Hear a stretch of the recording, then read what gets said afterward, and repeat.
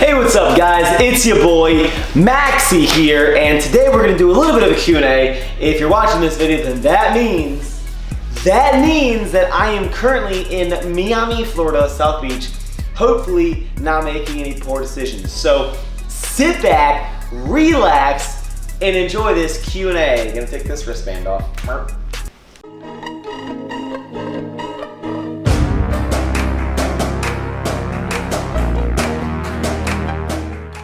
Okay, so I did this Q&A on my Twitter, which is right bing here. If you're not following me there, what are you doing? I'm on all social media. It's all just the same. It's all bing. All of them. All of them are bing. Okay, you got it. Good, great, let's go. We have a ton of questions, so I'm just gonna burn through these bad boys like. First question from Virgil Mike 7. Are you planning to sell the SRT and buy a supercar like your boy Guzman Fitness? Honestly, I think everyone would love to have a Lambo or a Ferrari or whatever, and I do think Christian's Ferrari is pretty cool, but in my opinion, the SRT Jeep that I drive now is my absolute realistic dream car. I love driving it, and I don't see myself buying a vehicle for over $100,000, but you never know. Chewning Dog Thousandaire could be Chewning Dog Millionaire one day and have 6 Lambos, dude. G Tack says, how long do you plan to stay with YouTube? I will stay on this platform until you guys are sick and tired of seeing my face and Steve. You know, I will keep making videos for as long as there are people watching my videos. I absolutely love creating content. I love being creative, and I love you. Exercise Unleashed. Do you have any advice for aspiring entrepreneurs? Just do it. A lot of times you'll have self-doubt in how well you think you'll do. You're too afraid to fail. Everyone fails. There are learning experiences, and I think you hold yourself back from your true potential because you never actually take that initial leap, or you always think, what if, what if, what if? Instead of thinking what if, just do it. Hello McChill, has YouTube change affected your relationships, friendships, and otherwise? If yes, how do you deal with that? In all honesty, this whole YouTube thing, because I put up so much content, I'm very, very busy with filming, and YouTube has opened up so many new friendships that I never would have had. I still maintain a lot of the same friendships with those who are not in the YouTube scene. I still hang out with them. They don't ever plan on making YouTube channels, and that's completely fine. It's like a whole different avenue. But making YouTube videos has allowed me to have some of the best friends that I could have ever asked for, all over the country, all over the world, and it's just really, really cool. So I would say no, it has not negatively affected any friendships, but yes, it has positively affected because I have more of them. Libby, if you ever have a kid, no. What's the first lesson you teach them once they're old enough to understand? Learn JavaScript. Andrew Murray, do you practice those Eminem songs, or do you just know the lyrics to a ridiculous amount of them? He's referring to my Snapchat where I put a lot of me lip syncing to Eminem, and apparently people seem to like it, even though it's probably pretty cringeworthy. Honestly, I've been listening to Eminem since 4th grade. He's just my favorite rapper. I remember going over to my friend's house, and he put on the Slim Shady LP, and he put on Guilty Conscience, and I was like, that's nonsense. Go in, gap for the money in front of one of your aunt's cribs and borrow a damn dress, the one of a blonde wig. Neeks says, 5 years ago, where did you think you would be now? So I think he's saying, 5 years ago, did I think I would be where I am now? No, because I wasn't even making YouTube videos 5 years ago. That's how insane life is, that you literally have almost no idea how much your life is going to change in the next, 2, 3, 4, 5 years. Hopefully it's all for the good. But I mean, before YouTube, I was I'm gonna get a job. I'm gonna have a briefcase. I wanna have a quarter office and a little button that says, assistant, please send in the next candidate, and then the candidate comes in and they are worried with the interview with me because I have so much power and I have a corner office with a window and I bring my lunch in a little paper bag. That's what I thought my life was gonna be like, and I was like, hell yeah, dude, businessman. And now I make YouTube videos and I love it. Miley Dis, will you ever recreate, re-upload the Everforward video you had on your channel 2 years ago? So if you don't know, when I first launched Everforward Apparel, I created a little motivational video, and it was just titled Everforward. You can search it, and it talked about Everforward and how it had a tie with my dad, and it was just the announcement of something that had been in my life for a long time that I was finally expressing to all of you guys about. And yes, I would love to recreate an updated version of that. So that's definitely something I plan. Daniel, what training advice would you give to people who are going to begin lifting or who have already started to lift? Have fun, don't take it too seriously. You have a long time to lift. So don't always be so upset if your progress is not what you would like it to be. As long as you're really enjoying yourself in the gym, you're having a great time with your bro hamma jammas or lady friends, then I think that's all that matters. If you are satisfied with your progress, then just keep on doing it. You have a long time, don't rush it, you'll be okay. Do more bicep curls. Drew, when will Mean Comments 3 be made? Honestly, you guys are too freaking nice on my YouTube channel, and I don't have enough comments yet for mean videos.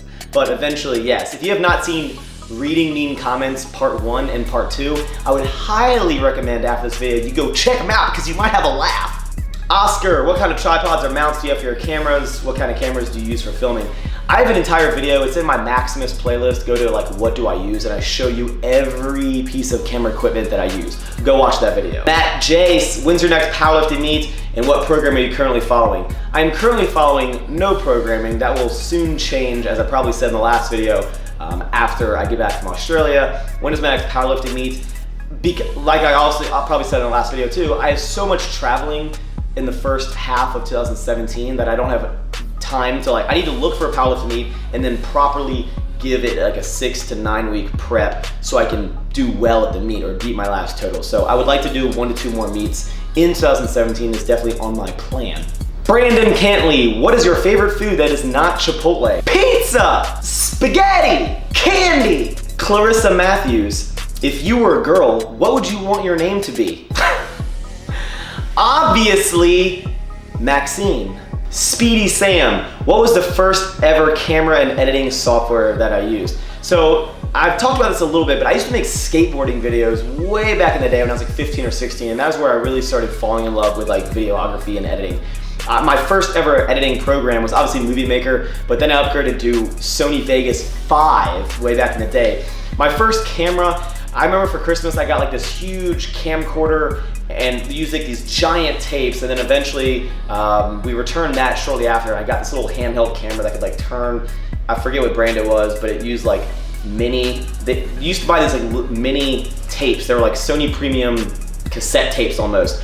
But then I upgraded to, I had a Sony VX1000, which is, if you're a skateboarder, you know that camera. I had 2 of those. I had a TRV 900. I had a Canon GL2, I think it was called. Basically the cameras that all skateboarders use the handles on, and they're $1,000, and they were dope. And that's how I fell in love with video editing back in the day.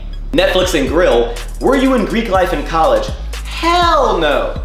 I may look like a freaking frat superstar, but believe it or not, I am not about that there frat life. I remember when I went to Panama City for spring break 2013, which was pretty ratchet. There were so many frat dudes there with their flags, and everyone was getting in fights, and then there were some frat guys that were I will die for my frat! And I was okay. Don't do that, don't die for your frat, please. Kevin Marcotte, now that you've seen that stuff sells out on EF launch days, will you be revamping your inventory like crazy for the future? So this previous launch, first of all, thank you to everyone who snagged up something. It was the best launch we've ever had, but it was also the largest launch that I've ever had. And my goal with the warehouse facility that we had was to start having inventory and not just doing launches, but having launches and ordering enough to have inventory to carry me between launches. Look at my watch strap, dude. Wow, this is a sick watch, Maxx. Movement watches, second link in the description, 10% off with Chewning discount code. Wow, cool plug. Yes, I will be revamping up inventory. I have a lot of goals for Everforward Apparel as a brand in 2017, and expansion is one of them things. The Jalen Johnson, best piece of advice when it comes to starting, maintaining a YouTube channel. Consistency, creativity, okay? You have to understand, I've been making videos for over 4 years. Go look at all my videos. I have over 700 YouTube videos, and I still am putting out content every other day. I've been putting out 4 videos a week for 3.5 years, okay? So, and I did that while I had a girlfriend. I did that while I had a full-time job. I did that while I was also launching Everforward Apparel. When you love to do something, you will put in the time necessary to make it successful, I think. And I think everyone has the potential to do great things if YouTube is the avenue that you want to go. But the consistency that it takes is high because the bar has been raised by the quality standards have been raised.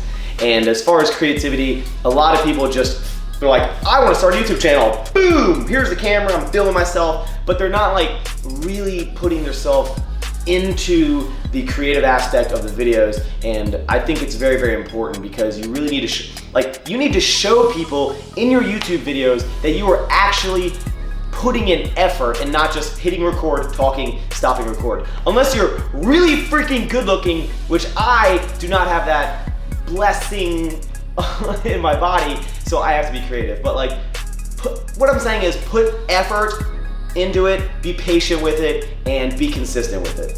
Zach Armstrong, how did you grow your YouTube channel and other social media when you first started?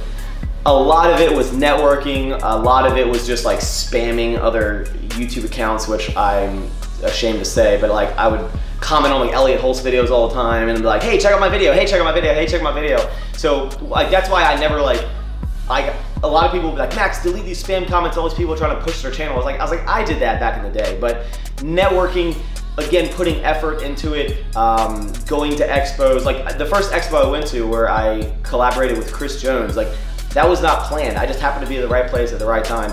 And a lot of it is patience and consistency. It's literally the same question as the previous one. Samantha, I am moving on my own soon. How did you get yourself feeling comfortable financially? Also, do you ever feel lonely? No, I never feel lonely. I honestly love living by myself. I lived with roommates for a long time, and just the feeling of like coming home and not having to talk to any individuals if I don't want to is like a good feeling. I'm like a little hermit crab, and sometimes I just like to lock myself in my apartment and not talk to anyone, and I have the ability to do that. As far as like feeling financial, obviously everyone's gonna have their different financial situations, but in my opinion, for moving out, I think it's one of the best things that I ever did. And if you know that you are able to support yourself enough to pay rent and live outside of your parents' home, I think it is a great move. I've learned a lot by moving out. I've learned a lot by living with roommates. I've learned a lot by living by myself. And I think a lot of people say, about like not moving out. They're like, I live at home because I'm saving so much money. It's like, yes, and that's great, but also you could say that when you're 40 years old, right? You're always gonna be spending more money if you move out, but I think you learn a lot. So instead of blowing your money on shoes or like camera gear or like, things that like are really not super necessary, instead of like using that money to save to move out and get a life experience in which that is moving out, I think you should do it. You'll learn a lot, you'll grow a lot as a person, and hopefully you're not lonely. Someone's name who's in Japanese letters. Now, which do you like more, sumo or conventional? I'm gonna do a whole video. I get asked, when I pulled sumo forever, everyone was like, Max, how come you don't pull conventional? Dude, sumo's cheating. And then I switched to shut everyone up, and I was like, okay, give me 6 months, I'm gonna get my strength the same. And now everyone's like, Max, when are you gonna go back to sumo, dude? I really enjoy conventional right now. I might go back to sumo, I don't really know. I think conventional looks a lot cooler, so that's like the main reason I do it, right? Daniel Lang, 10,000 calorie challenge, no smoothies. Yes, guys, after Australia, I am doing a 10,000 calorie challenge again, but this time it's gonna have funny slow motion. I wanna do edits. It's gonna be a huge epic video. It's gonna be 30 to 40 minutes. It's gonna be like a freaking movie, and I'm really excited. I'm actually really excited to eat all that food. Kyle Johnson, what's your favorite books? I honestly do not read any books. I know you can learn a lot from books and knowledge and stuff, but I just don't read any books. I don't listen to podcasts. I think podcasts are really boring. Not that they're really boring, but if I listen to a podcast while I try driving, I will literally fall asleep. So podcasts aren't my thing. Books aren't my, I don't know. I guess I should, but maybe I'd be smarter. I don't know. Daniel, do you ever plan on buying a house in the near future? Realistically, no. A lot of my friends who are like, I bought a house because I'm investing in real estate. Haha. Yeah, I'm real estate investing, property investments. A lot of them realistically, like their houses have depreciated. I don't think the market right now, I'm no professional, but I don't think the market is like prime, especially in this Northern Virginia area. It's very expensive. Like $1 million here would get you not a big casa, that's house in Spanish. So I really like apartments. I like condos, like high-rise condos and stuff. So no, I don't see myself buying a house, I don't think. Julia Jo Moon Lee, name your ultimate celebrity crush. Of course, my celebrity crush is Taylor Swift. I would date her right now. Christy Pitzlars, what's your favorite part about being a YouTuber? My favorite part is this, just interacting. Like my favorite thing about putting out videos is the immediate like feedback I get. Hopefully it's good, right? But like when I upload a video, the first like 24 hours of just comments and feedback, like I love it. It's like an adrenaline rush for me. And if I would go more than like 2 days without uploading a video, I'd be like, what am I gonna do with myself? And for the final question from my boy, Matty Fusaro, when are you coming to New York? Because you said it a few times now, and I guess I've not been there. I am coming to New York soon, buddy. I have so much travel plans for 2017, it ain't even funny, dude. Okay, that is gonna conclude this Q&A thing. Hopefully you enjoyed it. I put on this nice button down. It's like we're basically on a date. And the reason that I uploaded this Q&A is so I could get ahead of myself on videos, and we haven't done one in a while. And it's nice to just sit down, and this will be easy to edit, and I can have it up while I'm in Miami and maybe hanging out with Will Smith.